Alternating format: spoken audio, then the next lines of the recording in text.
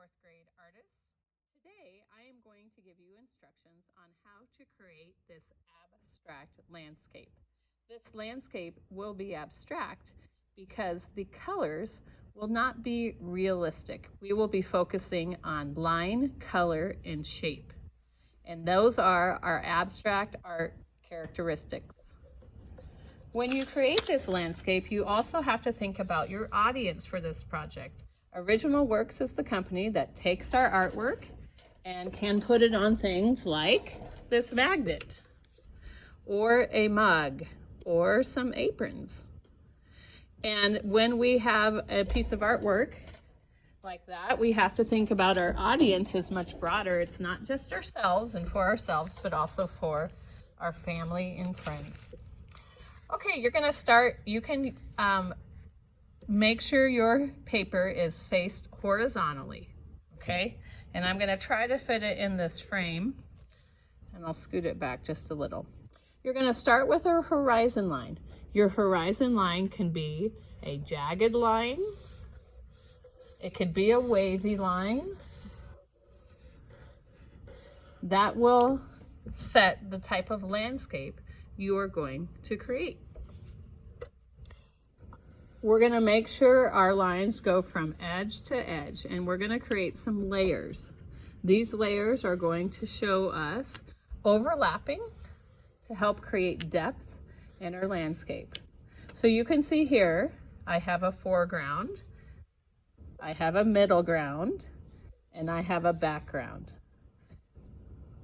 Those three parts of a landscape will help create that depth we're looking for. Now, another way to create depth in a landscape is using size. If you would like to add an additional objects, think very simple. Think bushes, trees, cactus, something very simple.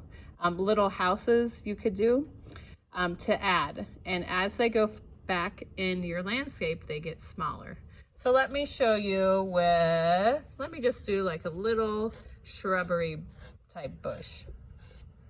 When it's close in the foreground, you probably will see more details. So maybe we'll have little side branches here.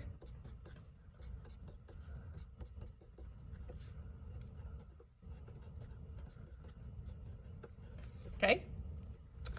And if we're gonna do the same type of thing, farther away, we're gonna make it smaller. And we wouldn't see all those little tiny details.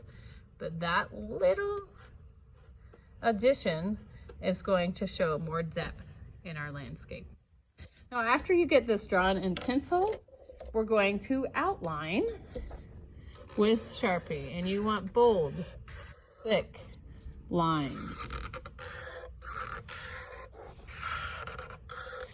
I will provide you with your pencil, Sharpie, and pastels. When you return your artwork back to your remote teacher, make sure you also include the items that I sent home. You can just keep everything in your baggie. Now these bold lines, bold black lines, are really going to give us some contrast in our art. And of course, if this was a realistic landscape, you wouldn't have these bold dark lines. But they really create some great contrast with our bright colors we're going to use on our foreground, midground, and background. All right.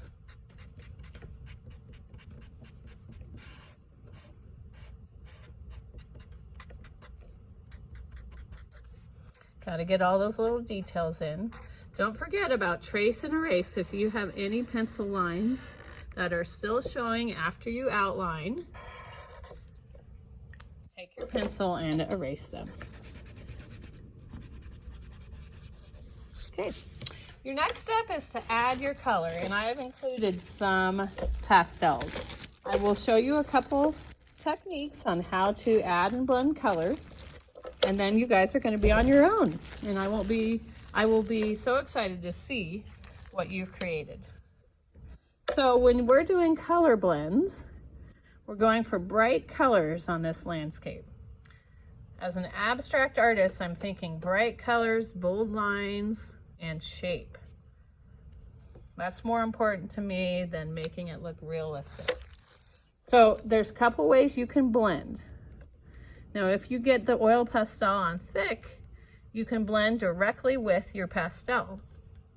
As I'm going over, notice that it's blending together. I also can blend with my finger.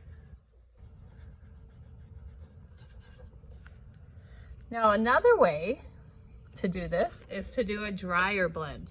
Now, this layer that I did right there, I got my pastel on really thick.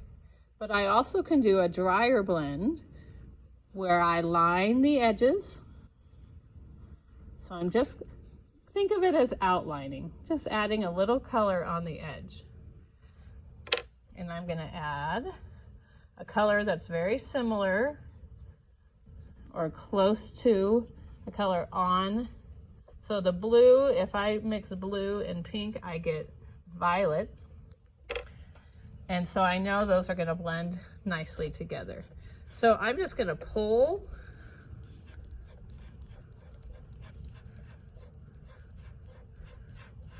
Now, if this isn't pulling, you have to get a little bit more on. So I'm gonna add a little bit more just on the edge to make it thick. The more I have down, the more I can pull that color.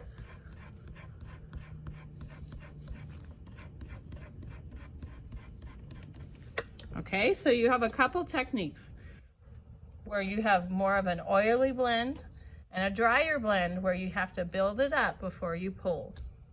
This is a great technique to use on your sky. I would love to show you a finished product.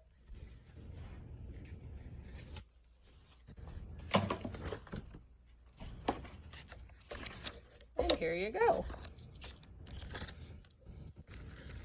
So here is a finished project for you to get more ideas.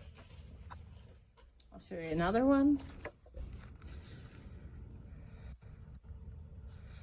Okay, I can't wait to see your art when you bring it back to school. Remember, please send back your supplies and your artwork when you pick up your next pickup, which will be October 2nd, I believe. October 2nd. Thank you very much.